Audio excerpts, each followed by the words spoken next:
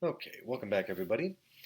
We are turning now to ancient philosophy, and we're not going to spend a lot of time on this, but I just want to say a few words first of all about a book called The Apology by Plato. And I think we have to begin by saying a word about the form of this philosophical treatise. Um, it is not written like the sort of philosophy you may have read before. It is written in a kind of dialogue form. And moreover, Plato is writing it about his teacher, Socrates. Socrates was a real person who lived in Athens. He was sentenced to death in apparently 399 BC. And at this point, Plato was somewhere around 30 years old, maybe not quite 30 years old. And he was a sort of devoted follower and fan of Socrates. Socrates never wrote anything of his own, and so we have relied on the works of other people to tell us various historical facts about Socrates. Now, we have to be careful when treating Plato's works as a kind of historical record, because after all, again, Plato is writing about a sort of personal hero of his, right? And if you were writing about a personal hero of yours, you might be inclined to embellish certain things. You might be inclined to exaggerate the good things, downplay the bad things, and so on. And so we have to keep this in mind when we're reading Plato.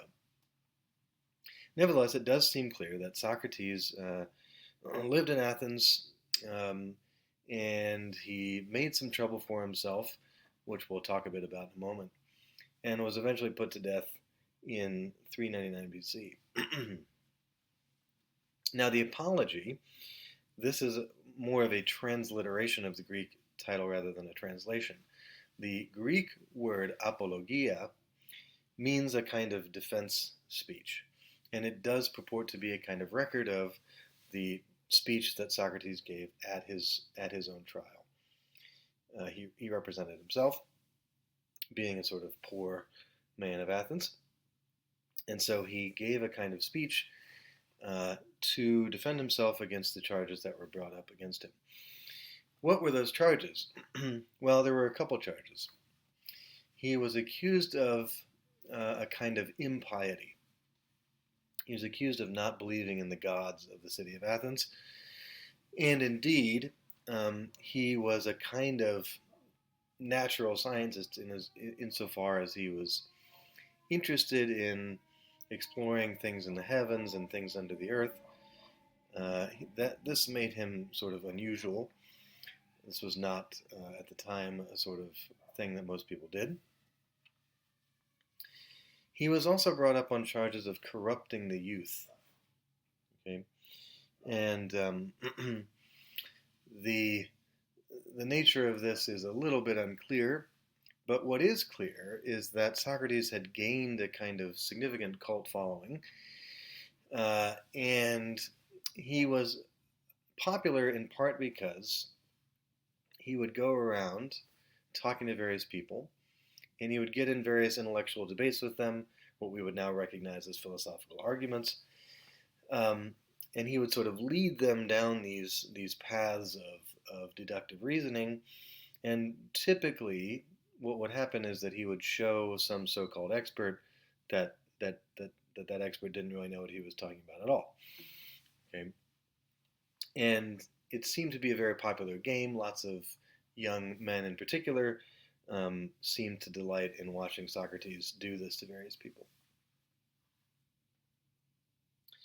Now, this testing, right, this testing of people that he was doing, going around talking to experts, getting them all wrapped up in logical contradictions, convincing them that they didn't have the knowledge that they thought they had. This was, as Socrates says in his speech in the Apology, um, done as a kind of response to a pronouncement at the Oracle of Delphi. Okay, there was, as we find out, a pronouncement from the Oracle. The Oracle was asked whether there was anyone wiser in Athens than Socrates, and the Oracle said, "No, there is none wiser." Socrates' response to this is to think that the oracle must be confused, must have got things wrong here. And in fact, Socrates will often say things like he doesn't know anything at all, right? And when you look at some of the investigations that Socrates engages in with some of his interlocutors, um, indeed, Socrates' approach is not to sort of lay down facts and say, you're forgetting this, and what about all these facts? Let me sort of empty my knowledge onto you. Rather, he tends to go at people by simply asking questions, right? So he'll say things like, now when you say that, whatever, the good is blah, blah, blah, do you mean this or do you mean that? Right? And he'll sort of take the interlocutor by the hand down these various paths, and we'll discover all sorts of logical difficulties and conceptual confusions. But again, not because Socrates is sort of demonstrating his superior knowledge per se, he's just sort of getting the person to follow along these deductive chains of reasoning and realize that there are all sorts of conceptual problems that need to be worked out. The Euthyphro is the second book that we'll talk about, and that is an example of just this kind of thing. In fact, it's the last example, apparently, in Socrates' life, because, or at least the last example before he's imprisoned. Socrates encounters Euthyphro on his way into court. Euthyphro is a kind of religious leader, and so claims to know about piety, which is entirely relevant to Socrates' own personal case, of course, because he's been charged of impiety. And so, of course, Socrates can't resist but to talk with Euthyphro and see if Euthyphro can explain to him what piety is. Right? And notice this is a philosophical question in the sense that we're not asking, where piety is to be found, or how various societies define piety if they do. We're trying to ask about the nature of piety, or the very concept of piety, or something like that, which is a sort of extra scientific, or in our case, philosophical sort of question. Right? Okay. So again, he hears this news from the oracle that nobody is wiser than he is. He thinks that can't be right. He's going to go in search of someone wiser. Right. And so he's going to go talk to poets and have the poets explain to him what poetry is. And then he would demonstrate, right, that the oracle was wrong because he had no previous knowledge of poetry. The poets are supposed to be experts in poetry. The poets can explain what poetry is. Or the master craftsman can explain how, there are various trades and explain how those things work. Or governmental leaders could explain politics to him, or whatever. Right? And of course, the story that keeps happening is that Socrates goes to these different people. He says, say, you're an expert in blah, blah, blah. Tell me about blah, blah, blah. And the experts fall on their faces over and over again, much to the delight of the band of followers that have now gathered around Socrates to watch him sort of engage in this kind of dialectical excellence. And Socrates says, well, at length, after this kept happening over and over again, it finally dawned on me that perhaps I was the wisest in the following sense. Even though I don't have any real knowledge, nevertheless, I don't claim to have knowledge when I don't have it. Right? And what I'm showing among all these people who claim to know things is that, yeah, they claim to have knowledge, but in fact they don't. Right? And so they are very ignorant about themselves in a certain kind of important way. Right? They lack the self-knowledge to see that when they claim to know something, in fact, they really don't. And so perhaps I am wiser, says Socrates, in this one way, namely that though I don't know anything, neither do I claim to know anything. And so we get this kind of paradoxical idea that Socratic knowledge is basically knowing that you know nothing. Okay, the only thing I know is that I know nothing. And of course, that's sort of paradoxical, right? Because if you don't know anything at all, then you can't really know uh, that you know nothing at all, and so on. But the general idea is clear that Socrates is saying it looks like I have wisdom of a kind, in as much as I don't claim to have knowledge when in fact I don't.